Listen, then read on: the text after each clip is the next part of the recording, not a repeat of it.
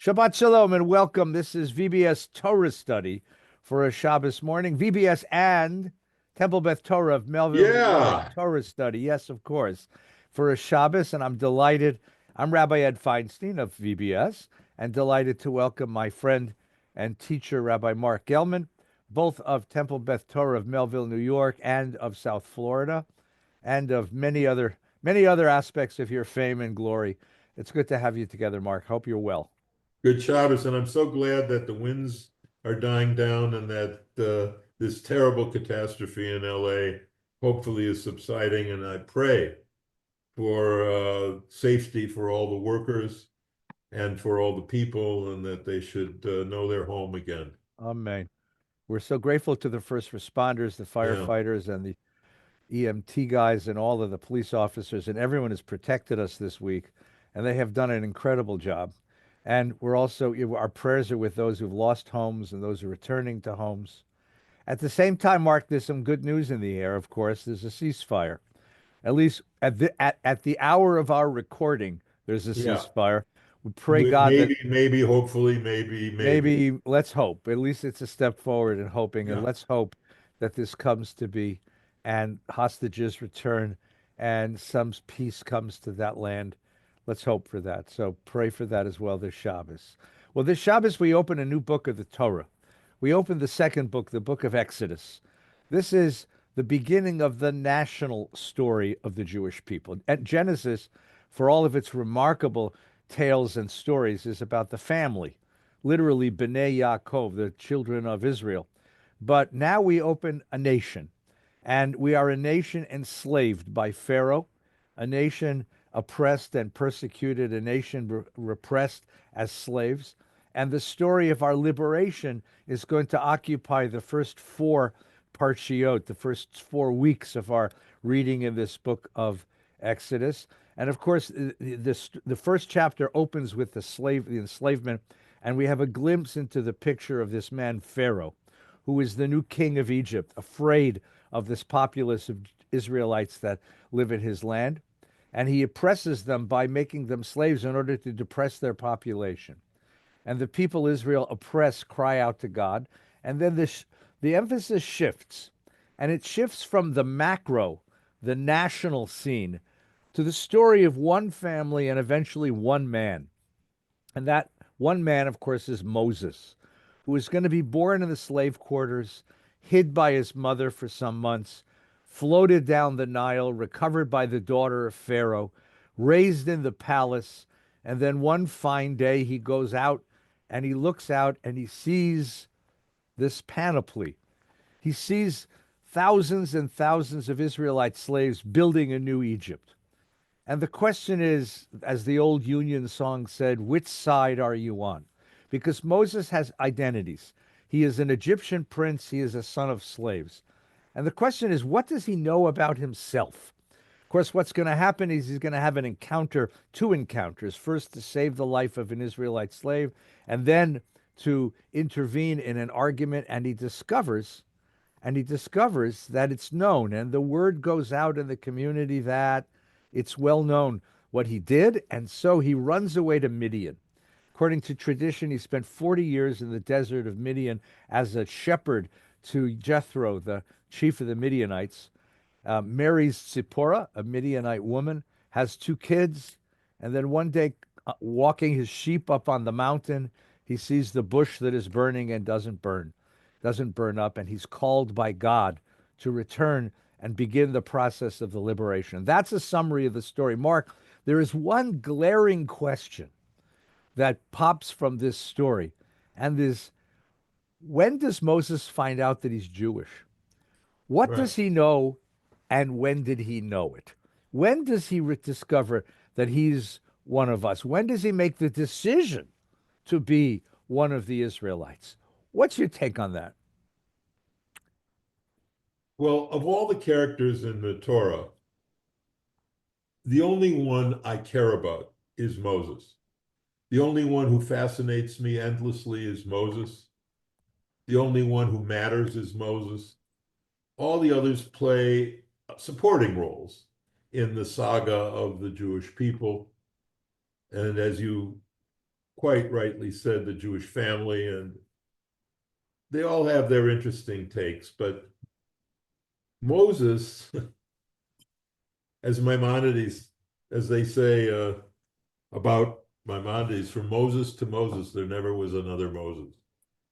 From Moses to Moses, Maimonides, these are the two. You could really, I think you could get a long way down the road of understanding Judaism by just understanding two people, Moses and Maimonides. But this character of Moses is so fascinating. And it's sort of like the stories. One thing that if you do studies of other religions, this strikes you right away, that his story is so similar to the story of the Buddha, the story of Jesus, the story of Muhammad. All these founders of religious traditions, they all have similar stories. They were born into one identity, like Buddha was born as a prince, and then they go into the desert, the symbol of sort of the washing clean of all their past, and then they assume a new identity as a leader, and they have a unique wisdom about the world. And that wisdom about the world is the religion that other people then package and sell. But it's the founder. It's ultimately the founder who gives you the ideas that are central to the faith. And those ideas quite often emerge in the story of how the founder knew that he was not what he was born to be, but what he was to become. So in the case of Moses, people assume, well, because he was born to a Jewish woman, to Yocheved, and Amram, his father, and because the Pharaoh had issued the order to Shifra and Pua, Midwives. the midwives, to kill all the male children, but they didn't in the first act of civil disobedience recorded in the Torah. We assume, well, maybe his mother taught him that he was Jewish, because as the Pharaoh's daughter fishes him out of the river from the little reed ark that he was floating in, and she adopts him, she chooses a woman who happens to be Moses' mother to nurse him. But the story pretty much assumes that he was an infant when she gave him up. And even though there's no precise description of how old he was, it's impossible that she would have told him that he was Jewish. First of all, he wasn't circumcised, so there was no evidence that he was Jewish. She wouldn't have told him that he was Jewish, and she wouldn't have told anyone else that he was Jewish, because it would have been a death sentence for him. So the only way that he could survive was for his mother to not reveal that he was Jewish. So if it wasn't his mother who told him he was Jewish, we have the next clue that also doesn't work, but it's clearly a clue, and that's the decision to kill the taskmaster, which is preceded by the phrase "V'yatza le'achav" in Hebrew, which means he went out to see his brothers. And as you have taught me, it's not clear what it means, his brothers. It could have meant he's a prince of Egypt and he went out to see how the building was going. And his brothers might have been other princes of Egypt.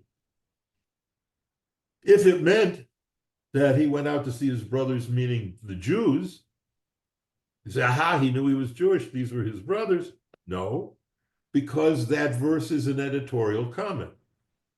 It's a comment by whoever the speaker is, that he went out to see the people who were in fact his brothers, but it doesn't say that he knew that they were his brothers. So that doesn't work. Then he gets ratted out, and then the story shifts to Midian, and blah, blah, blah, blah, blah, and he's shepherding the sheep, and there is the experience with the burning bush, the sneh. Same words for Sinai as for sneh. As if sort of Moses's life presages the history of the whole people. He's pulled out through the waters. His name, in fact, means one who's drawn out of the waters. And in the Red Sea, the people are drawn out of the waters. So there's all these parallels. But there at the burning bush, God finally says, I am the God of your fathers, of Abraham, Isaac, Jacob. And there it is. So Well, it isn't until the burning bush that he knew he was Jewish. But there's even more ambiguity. Your case, I want to make your case even stronger, Mark. Moses' response to God's call is to say, not me. Don't send me. Who am I? I'm just a shepherd.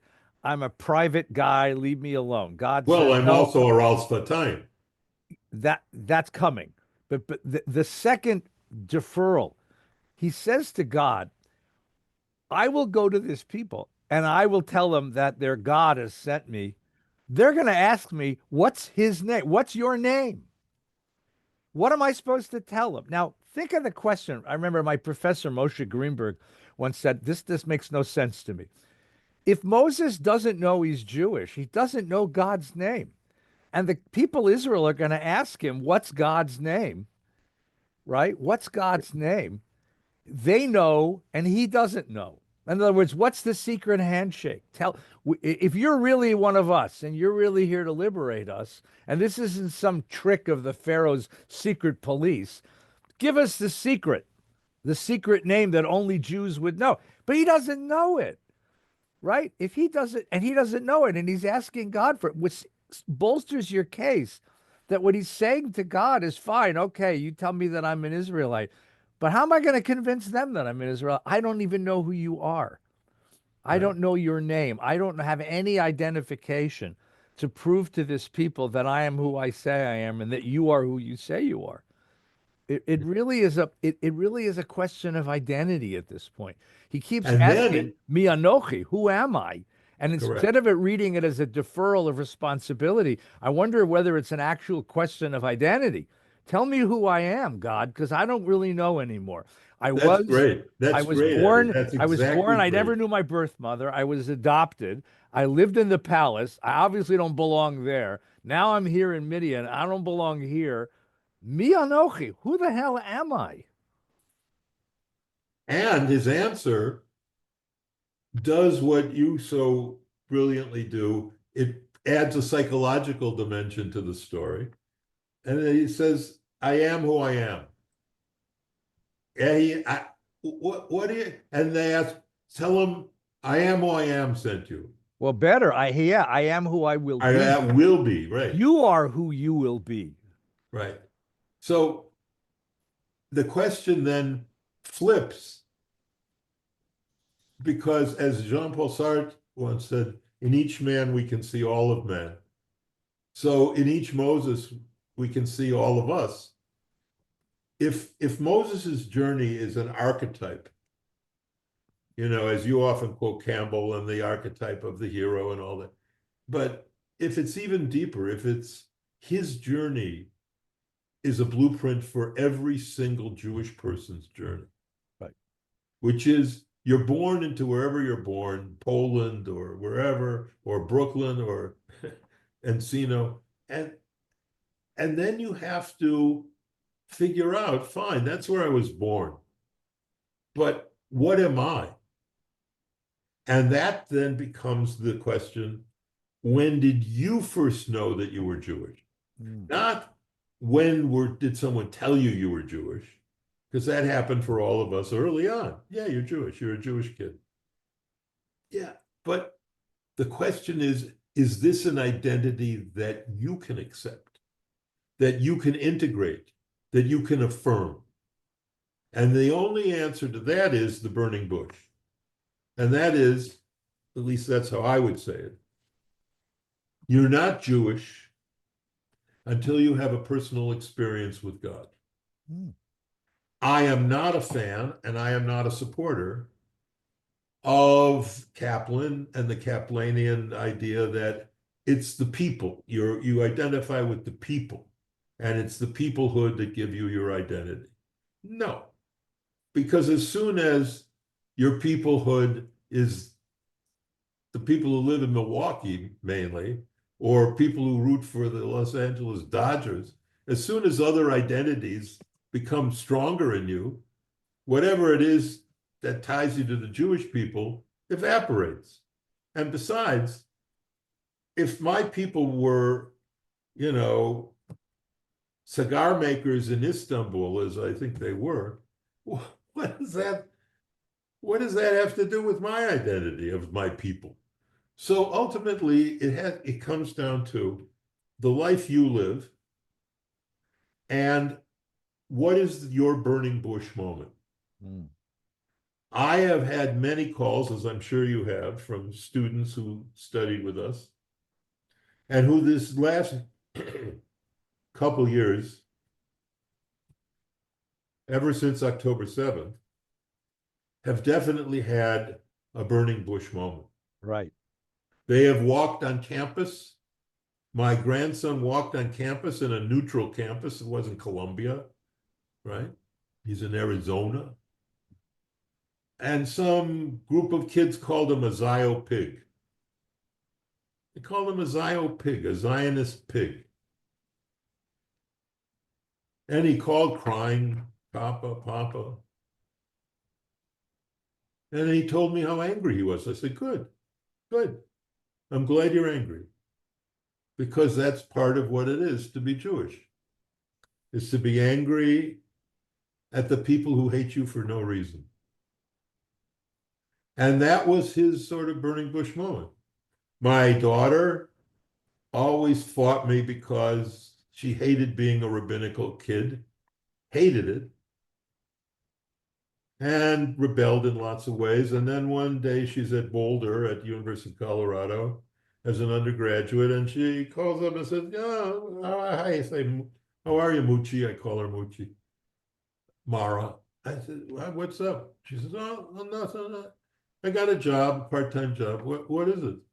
"I'm teaching in a synagogue, the kindergarten kids. I'm teaching them art." I said, thank God, thank God, thank God. So, and for me, it was clear it was two things. One, I was in a special program at the university for gifted kids, whatever. And we all had full professors as our mentors. And I had a flinty New England guy who taught classics. And I only had one elective. That was part of what you gave up to be in this special high-powered program. And he said, "You need a language." And I said, "Yeah, okay, I'm going to take Chinese because I'm a communist and I hope they win and power to the people." And he said, "Okay." Looks at me, he says, "You're Jewish, right?" I said, "What? So what's that of your business? What do you care?" He said, "Did you have a bar mitzvah?" "Yeah, I had a bar mitzvah." But he says, "Have you done anything Jewish since your bar mitzvah?" I said, "No, I'm a communist. That's my people now. And I'm an SDS and I'm an anti-war guy and blah, blah, blah." And he says, "Very good. I'm signing you up for Hebrew. You don't know anything about your Jewish identity, and it's time you figured it out." Wow. And that was one moment. And because then I went to Israel, I met Nelson Glick and blah, blah, blah. The other was Richard Rubenstein, who came through campus. At the time, he wrote a book called After Auschwitz, in which he said he was an atheist because God did not intervene in the Holocaust to stop the Holocaust. And I went bananas. I followed him to every lecture. I yelled and screamed at him. And I began to realize, as he said to me, "Why do you care so much about this?" And I said, "I don't know." And he said, well, the task of your life is to figure out why you care. Those were my burning bush moments. How about you, my friend? Well, so let me. I want to just make a caveat to this. It's a wonderful question. Yeah. Um, I, I used to have these groups of young folks that I would gather, young families I would gather, and we would, to talk about young parents of Jewish kids and talk about their Jewishness and Jewishness of their children. And I'd ask people this kind of a question, like your oldest Jewish memory and most powerful Jewish experience. So two things came to light as I did this year after year after year. Number one, that this notion of discovering you're Jewish is just as much a notion of choosing you're Jewish Yes. because people have multiple identities, as you said, and you don't have to focus on any one of them unless something impels you to do that. And then it becomes the dominant or one of the dominant identities. And it's not a one-time choice. People would say to me, my bar Right. mitzvah was very important to me, a trip to Israel as a kid, but my real Jewishness began, Rabbi, when my child was born. And holding this child in my arms, I suddenly had this need to identify so my kid would have an identity. It's so interesting to see a progression of moments through the course of a life that choose. And that's a very important notion. It's not a one-time choice, a one-time born again conversion No. moment. It's a Good it's a point. it's Good a point. series of choices and growth. The second thing that's so interesting, and I'll tell you my story in a second because it's apropos, which is sometimes those were internal experiences, a bar mitzvah, a trip to Israel, uh, being with my grandfather in shul, people would say. Yeah, yeah. Sometimes there were experiences from the outside, like your grandson or your granddaughter, or grandson. The kids, people would say to me, well, I was in college and I met anti-Semitism, or I had a coworker who was anti-Semitic, and an experience that where the outside world forced you to ask yourself, who really am I? Which side am I on? It's really the Moses question because he has two identities. So the question is, which one do you choose? And people have those experiences. I would say I had both. I was raised in a richly, richly Jewish home. My parents were very deeply Jewish. Um, but the real moment, I would say, of identity was when I left it. And I went off to college, and I'm living in a dorm with all kinds of wonderful people and a few Jews, but it's not a Jewish place, and there's no Jewish environment. And the Where'd you question, go? Santa Cruz, UC Santa Cruz. So I had long hair and crazy ideas also. But the question of like, who are you in this environment? Because here's the environment that allows you to be whoever you are. Right. Universities in America have this sort of tabula rasa experience where you go off and you realize nobody knows me, nobody knows who I was, nobody knows my name or my background or my story. I can be anybody I want to be. My identity is completely open, blank slate. And then, of course, one of the experiences is your mailbox. In those days, we used to have mailboxes, and there's a mail room, and you had a little mailbox that you got mail in. And mail was important because it was your connection to the world, both Right. outside and inside.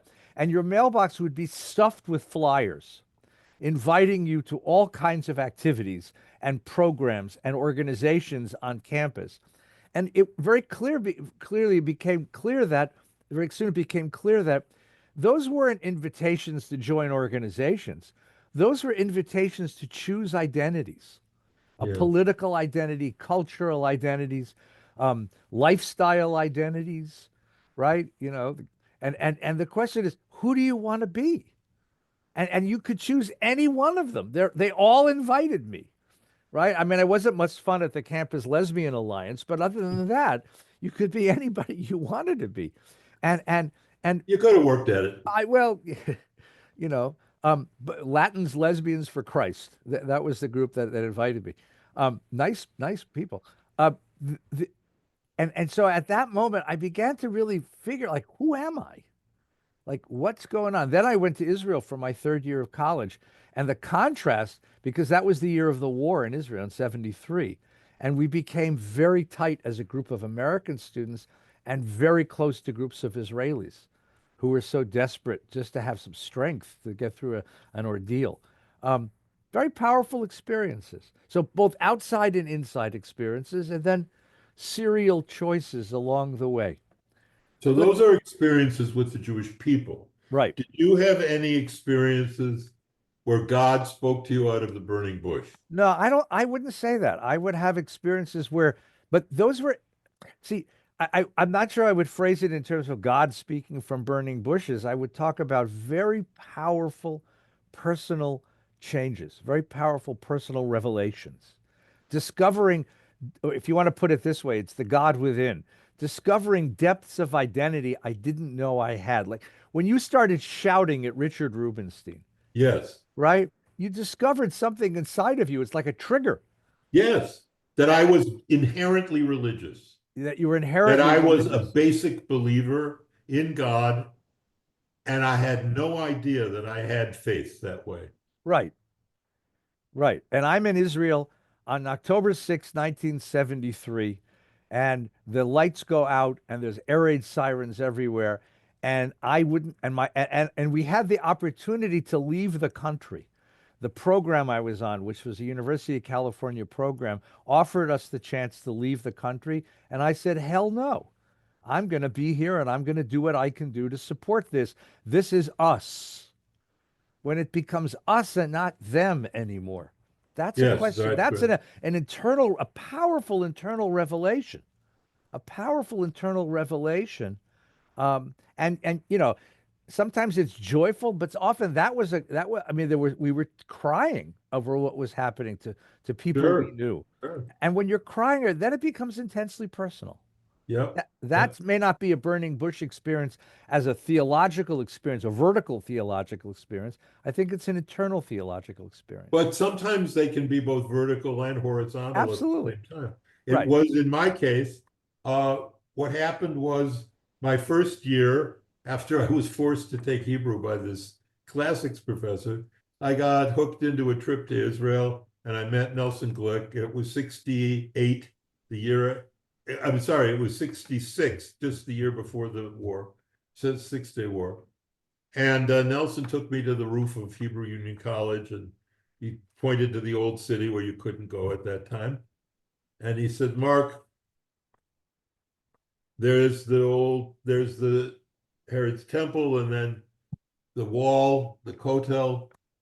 And Muslims believe that this city, Jerusalem, is the axis mundi, the navel of the universe. And he looked at me, a very imposing man, very tall, blue eyes. He had eyebrows that went out about 4 feet and then curved up. Uh, and he was a hero of World War II, the sort of Indiana Jones type figure. He says, Mark, they think it's the navel of the universe, and I think they're right. And it just knocked me right on my heels to see someone who loved the land in a theological way too. Yeah. That that it wasn't just the place where Jews can protect, we can protect ourselves. No, it was a place on earth like no other place. And it was one of those places where heaven and earth kiss. Beautiful. And he just, so for me, the burning bush was about God, but it was also about God in Zion. Yeah. And by the way, Nelson Glick is one of the examples of somebody for whom prophecy and business acumen came together because he bought that piece of property where Hebrew Union College was before the 67 war. It was right on the border. I mean, right on the border. And everyone told him he was out of his mind because if students got too close to the window, they'd get shot at. And it was a worthless, worthless piece of property right on the border.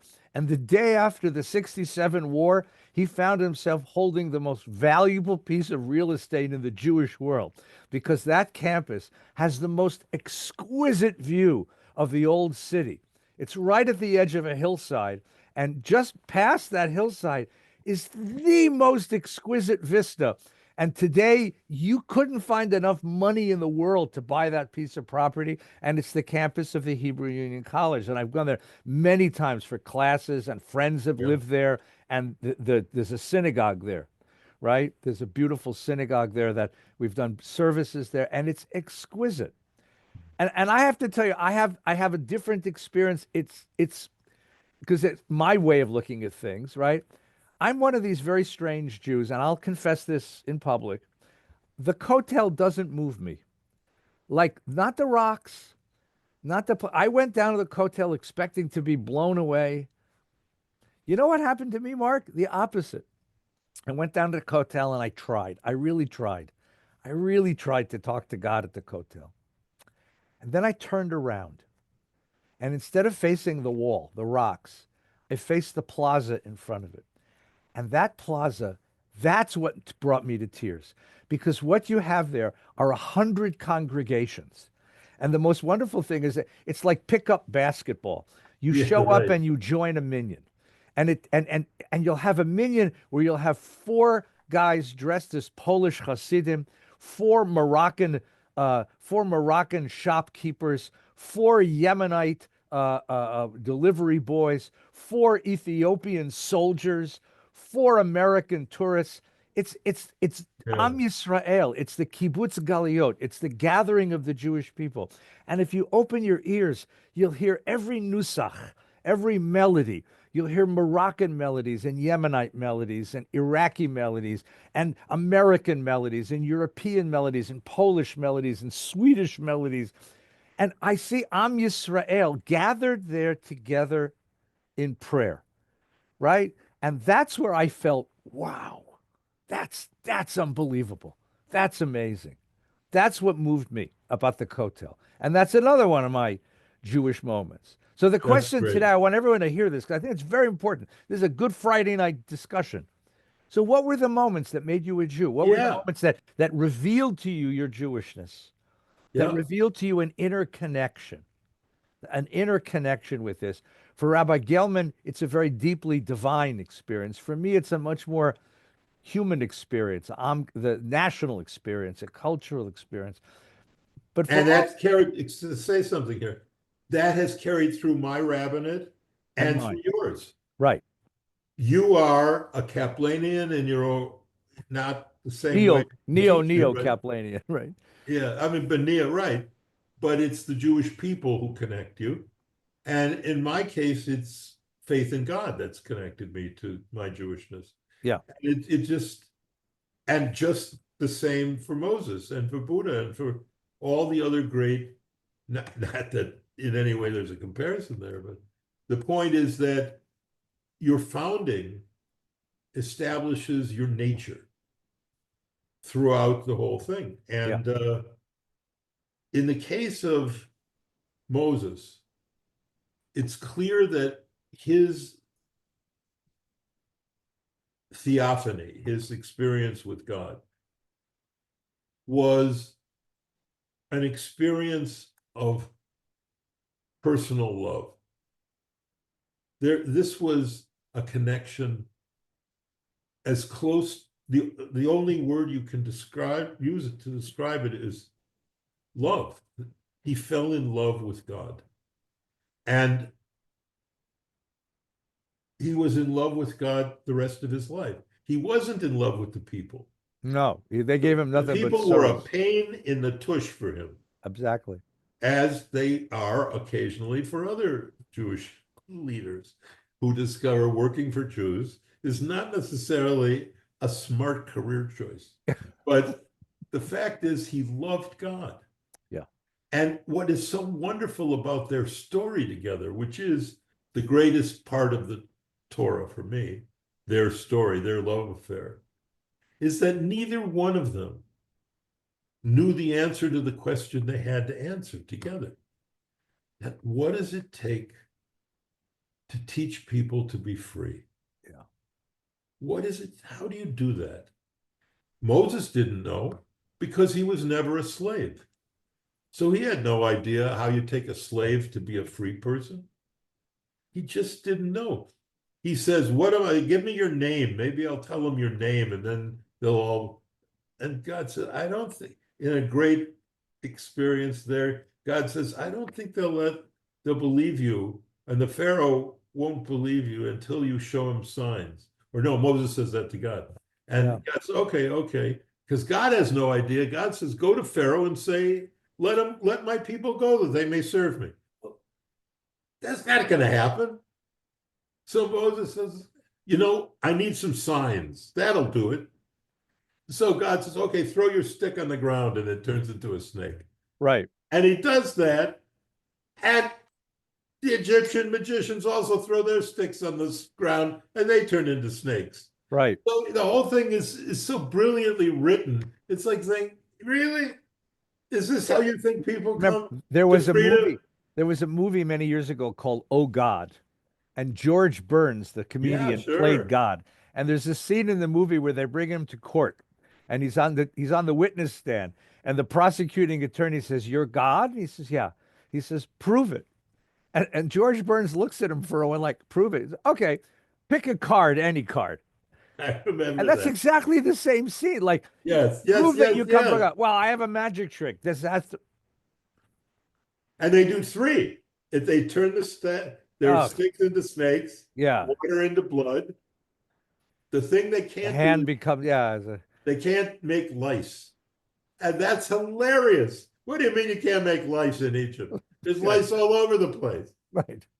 But the interesting thing here, though, too, I want to just point out is that scene I think is astonishing, and you're right to point to it.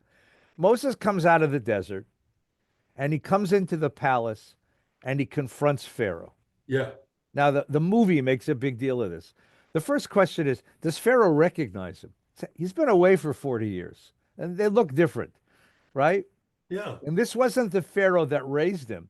This is the son of the Pharaoh that raised him. So in some sense, it's a half brother. It's an yeah, adopted yeah. brother. So it's it continues the theme of Genesis, which is brother stories, right?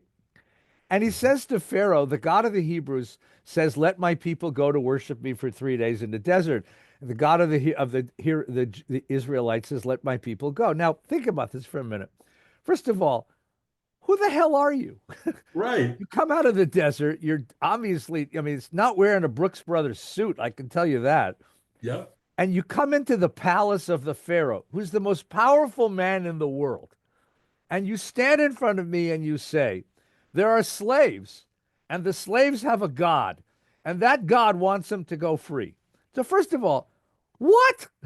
Like slaves matter? Slaves are appliances, they're quantities of work. Second of all, that the slaves have a God. If the slaves have a God, where the hell's he been? Why did he let them become slaves in the first place? And why does right, it exactly. persist? And second of all, what kind of God? How powerful can a God be who lets the people be slaves? And third of all, they're slaves. It's like you understand that in the mind of the ancient world, a social role like slave was indelible. It's what you were. It's not like what you're doing. You might change. You could be freed. You were free or a slave. No, no, no. You are a slave. There's no alternative to being a You slave. are a camel. You are, Right. That's like the god of the camels says, "Let my people go." Like, what are you talking about? And Pharaoh responds with, I mean, I think he's actually being polite instead of saying like, "What? Who are you?" He says, "Well, I've never heard of this god." Which is probably true because he's a god of slaves. And I'm a god. Pharaoh's a god. So he says to him, like, why are you doing this? Like, who are you? And then he makes it harder. He says, well, if the slaves have so much time on their hand to start militating for freedom, let's give them more work to do. Right? And it makes it worse. And the Parsha ends in a very difficult place. yes, The Parsha ends when the people come to Moses and they said, we told you not to make trouble. We told you. Remember, there was the famous parallel text to this is Martin Luther King is in the Birmingham jail, and the protest is coming from the Birmingham Ministers Association, who say to him, "Why do you come and make trouble here? You don't belong here. Why do you make trouble?" And the people say, "Leave us alone. Now you've made it worse." And Moses is dejected because he thought this would go pretty well, you know. And God says, "No, no, no. This is going to take some time." And I think that's also an indication of the whole rest of the story. It's going to take the rest of the Torah to figure out how to make a people free. Right. And that the hilarious part about the story, which you were perfect to represent that, is that God doesn't know any more than Moses how to make people free because God isn't a person and God was obviously never a slave. So here's Moses and God planning together to do something neither of them know how to do. Right, So they settle on a strategy. Power. We'll just present the people with a more powerful Pharaoh. right, That's the only way we can do it, get them out of there, is to make them see that God is a more powerful Pharaoh. This was effective in the short term, but a disaster in the long term. Because as soon as they leave Egypt, they're just still slaves. Now they're slaves to God, but they don't know who this God is. This God could be a Pharaoh. It's just we're your slaves now. We used to be his slaves. Now we're your slaves. And we're out here in the desert and we don't have any water and we don't have anything. And they're yelling and screaming. Would you take us out here to die? And then you get into the waters of Meribah, where he's the first story in Numbers, in Exodus and then Numbers, where he says, speak to the rock, hit the rock, and it'll bring out water. He hits the rock, it brings out water. And then later on, just before Sinai, he says, speak to the rock.